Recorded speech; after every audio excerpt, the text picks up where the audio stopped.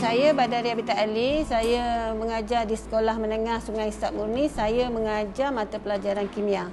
Teknik yang saya gunakan adalah kaedah inquiry penemuan, di mana strategi yang saya gunakan adalah strategi mengeksperimen, melakukan eksperimen. Kita memberikan dia orang satu masalah, kemudian dia orang melakukan uji kaji dan akhirnya dia menemui jawapan kepada masalah dia orang. Murid-murid, hari ini kita akan membuat eksperimen untuk mengenal pasti satu jenis garam. Okey, garam ni kita tak tahu. Jadi kita nak kenal pasti garam ni melalui mengenal cation-nya dan juga anion-nya. Okey, jadi sebelum tu cikgu nak tentukanlah. Awak pastikan awak semua dah berada dalam kumpulan awak masing-masing. Okey, cikgu nak awak lantik ketua kumpulan masing-masing. Kemudian ketua kumpulan bahagikan tugas kepada ahlinya. Jadi hari ini cikgu nak tunjukkan satu jenis garam, iaitu garam Q. Apa dia garam Q? Macam mana kita nak kenal dia? Apa nama garam Q? Okey, jadi untuk kita tentukan dia, kita kena tahu cation-nya dan anion-nya. Jadi cikgu nak setiap kumpulan bermula dengan kumpulan 1, diikuti oleh kumpulan 2, 3 dan seterusnya 4. Ambil bahan masing-masing di atas meja cikgu, letak atas meja awak. Okey, silakan kumpulan 1 dulu.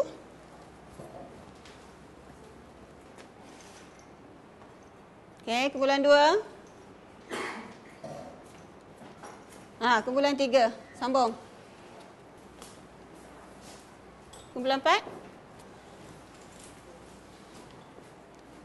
Okay, saya menggunakan aspek SKPM 4.7, iaitu saya menggunakan sumber pendidikan. Di mana saya menggunakan sumber pendidikan ini supaya saya dapat menarik pelajar berminat untuk melakukan dan mempelajari mata pelajaran kimia. Okey, semua dah ada Okey, cikgu nak awak tengok dalam bekas yang awak ambil tadi tu. Dalam bekas tu ada garam Q. Keluarkan. Biar kawan-kawan tengok sama Pegang, rasa warna apa.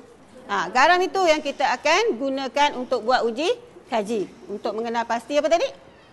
Cation dan juga anion-nya.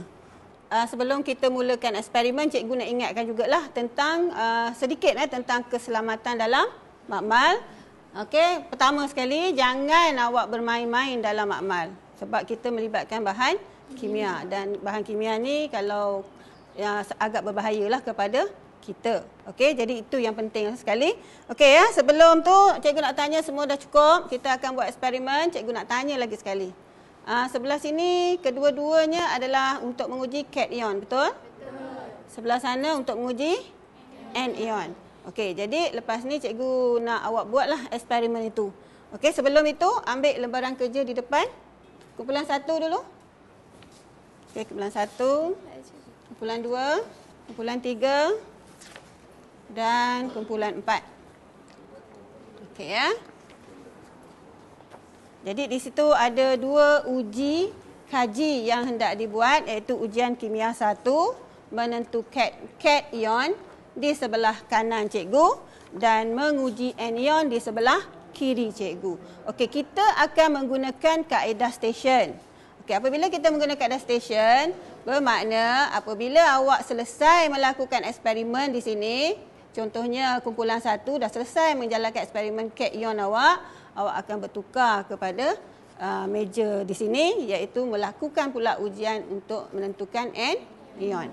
Dan seterusnya kumpulan di sini akan bertukar tempat. Faham? Yang lain faham? Okey, jadi cikgu rasa awak boleh mulakan sekarang eksperimen itu. Kalau kita buat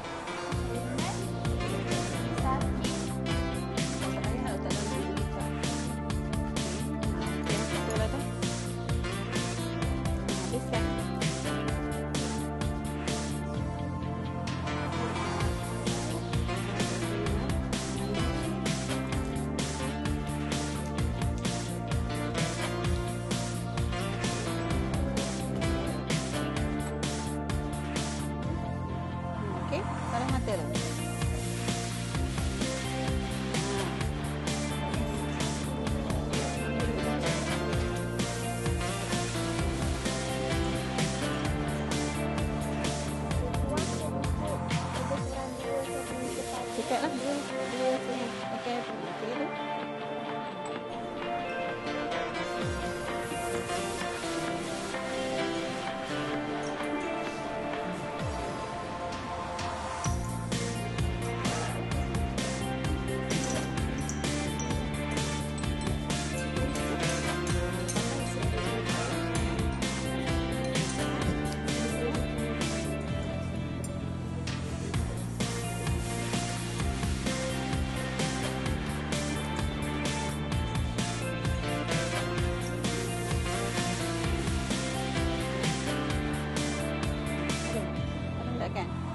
Ada sikit tu, okey tambah lagi.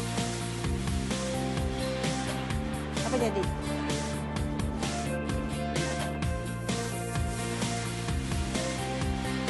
Okey, larut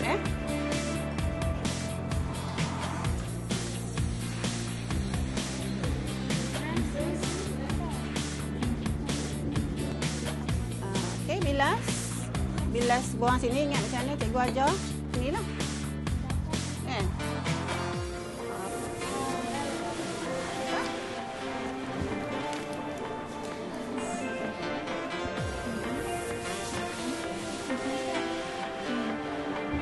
Okey, macam mana tadi eksperimen? Okey, dapat semua. Okey ya. Sekarang kita nak pergi kepada eksperimen yang kedua. Okey, jadi kumpulan 1 akan bergerak ke kumpulan 2 dan kumpulan 2 akan bergerak ke kumpulan 1. Seterusnya kumpulan 3 bergerak ke kumpulan 4, 4 pergi ke kumpulan 3 dan awak buat eksperimen apa yang ada dekat atas meja masing-masing. Okey? Okey, bergerak sekarang. Okey, jadi awak akan buat eksperimen yang kedua bagi setiap kumpulan. Okey, mulakan sekarang.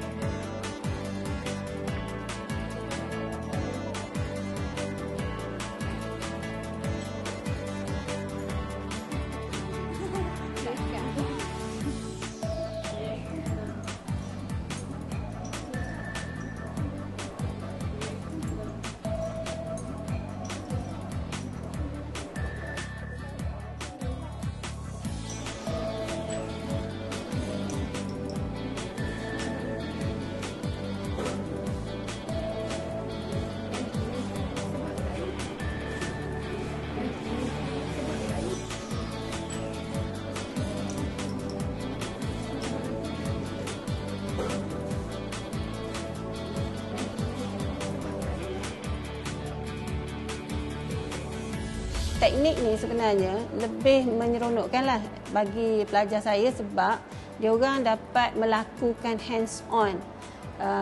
Apa benda yang dia nak buat, dia dapat cari jawapan sendiri. Lepas tu kesimpulannya kita bimbinglah untuk mendapatkan dia punya jawapan. Okey, semua dah siap dah? Okey, balik ke tempat masing-masing sekarang.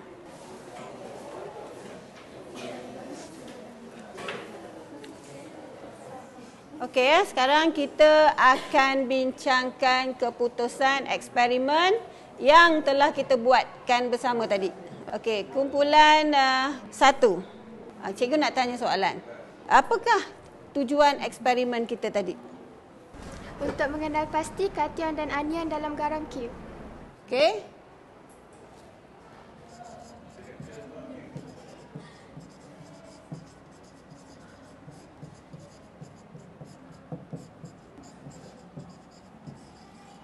Okey, betul kumpulan 3. Ini yang tujuan yang kita buat tadi ni. Betul. Jadi tujuan kita adalah untuk mengenal pasti cation dan anion. Okey, cikgu nak tanya juga. Siapa tahu maksud cation? Okey, Nadira? Cation ialah ion yang bercas positif. Okey, cation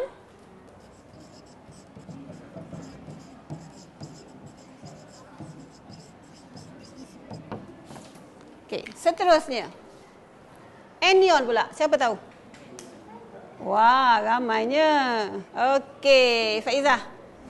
Anion yang bercas negatif. Ion yang bercas negatif.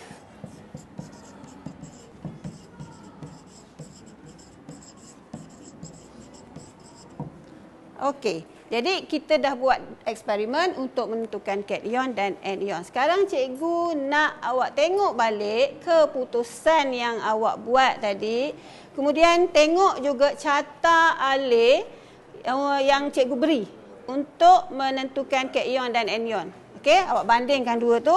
Kemudian cikgu nak awak kenal pasti apakah cation dalam Q dan apakah anion dalam Q. Okey? Tengok kertas tu. Yang pertama sekali, semasa awak meletakkan larutan natron hidroksida ke dalam larutan Q, ya, apa berlaku pada larutan Q? Okey, siapa nak jawab? Farah. Jawapan dia mendakan putih terbentuk. Okey, apabila awak letakkan setitis atau dua titis natron hidroksida, awak akan dapati mendakan putih terbentuk. Okey, seterusnya, apa inference dia?